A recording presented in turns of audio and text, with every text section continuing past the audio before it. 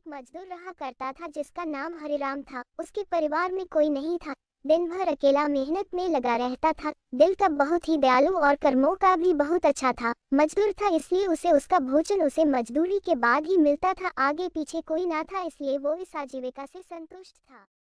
एक बार उसे एक छोटा सा बछड़ा मिल गया। उसने खुशी से उसे पाल लिया। उसने सोचा आज तक वो अकेला था, अब वो इस बछड़े को अपने बेटे के जैसे पालेगा। हरिराम का दिन उसके बछड़े से ही शुरू होता और उसी पर खत्म होता। वो रात दिन उसकी सेवा करता और उसी से अपने मन की बात करता। कुछ समय बाद बछड़ा बैल बन गया। उसकी जो सेवा हरिराम ने की थी उससे वो बहुत ही सुंदर और बलशाली बन गया था।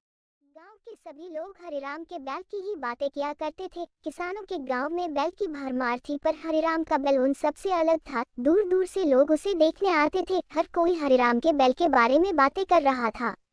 हरिराम भी अपने बैल से एक बेटे की तरह ही प्यार करता था। भले खुद भूखा सो जाए लेकिन उसे हमेशा भर पेट खिलाता था। एक दिन हरिराम के स्वप्न में शिव का नंदी बैल आया। उसने उससे कहा कि हरिराम, तुम एक निस्वार्थ सेवक हो। तुमने खुद की तकलीफ को छोड़कर अपने बैल की सेवा की है, इसलिए मैं तुम्हारे बैल को बोलने की शक्ति दे रहा हूँ। इतना सुनते ही हरिराम जाग गया और अपने बैल के पास गया। उसने बैल को सहलाया और मुस्कुराया कि भला एक बैल बोल कैसे सकता है। तभी अचानक आवाज आई, बाबा आपने मेरा ध्यान एक पुत्र की तरह रखा है। मैं आपका आभारी हूँ और आपके लिए कुछ करना चाहता हूँ। यह सुनकर हरिराम घबरा गया। उसने खुद को संभाला और तुरंत ही बैल को गले लगाया। उसी समय से वह अपने बैल को नंदी कहकर पुकारने लगा। दिन भर काम करके आता और नंदी से बातें करता।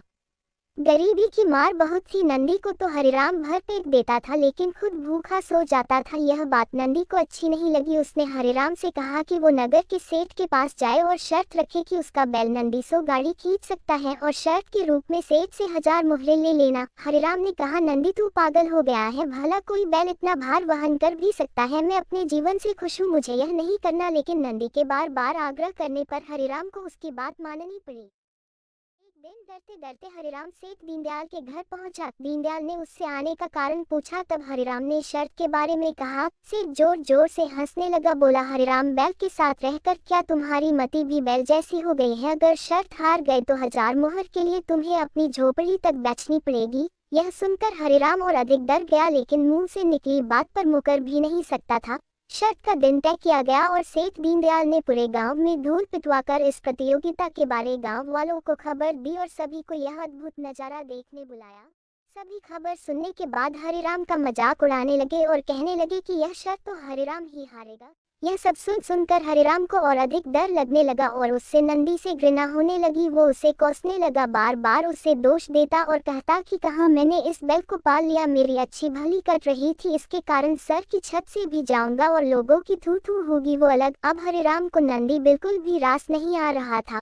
वह दिन आ गया जिस दिन प्रतियोगिता होनी थी। सामान से भरी गाड़ियों के आगे नंदी को जोता गया और गाड़ी पर खुद हरिराम बैठा। सभी गांव वाले यह नजारा देख हंस रहे थे और हरिराम को बुरा भला कह रहे थे। हरिराम ने नंदी से कहा, देख तेरे कारण मुझे कितना सुनना पड़ रहा है। मैंने तुझे बेटे जैसे पाला था और तूने मुझे सड़क पर लाने का काम किया। हरिराम के ऐसे घृणित शब्दों के कारण नंदी को गुस्सा आ गया और उसने ठान ली कि वो एक कदम भी आगे नहीं बढ़ाएगा और इस तरह हरिराम शर्त हार गया। सभी ने उसका मजाक उड़ाया और उसे अपनी झोपड़ी सेठ को देनी पड़ी। अब हरिराम नंदी के साथ मंदिर के बाहर पड़ा हुआ था और नंदी के सामने रो रो कर उसे कोस रहा था। उसकी बातें सुन नंदी को सहा नहीं गया और उसने कहा, बाबा हरिराम, यह सब तुम्हारे कारण हुआ। यह सुन हरिराम चौंक गया। उसने गुस्से में पूछा कि क्या किया मैंने? तुमने भान खा रखी है क्या? तब नंदी ने कहा कि तुम्हारे प्रेम के बोल के कारण ही भगवान ने मुझे बोलने की शक्ति दी और मैंने तुम्हारे लिए यह सब करने की सोची, लेकिन तुम उल्टा मुझे ही कोसने लगे और मुझे बुरा भला कहने लगे। तब मैंने ठानी मैं तुम्हारे लिए कुछ नहीं करूंगा। लेकिन अब मैं तुमसे फिर से कहता हूँ कि मैं 100 गाड़ियाँ खींच सकता हूँ। तुम जाकर फिर से शर्त लगाओ और इस बार अपनी झोपड़ी और 1000 मुहरे की शर्त लगाना। हरिराम वही करता है और फिर से शर्त के अनुसार 100 गाड़ियाँ तैयार कर उस पर नंदी को जोता जाता है और फिर से उस पर हरिराम बैठता है और प्यार से सहलाकर उसे गाड़ियाँ खींचने कहता है और इस बार नंदी यह कर दिखाता है जिसे देख सब स्तब्ध रह जाते हैं और हरिराम शर्त जीत जाता है।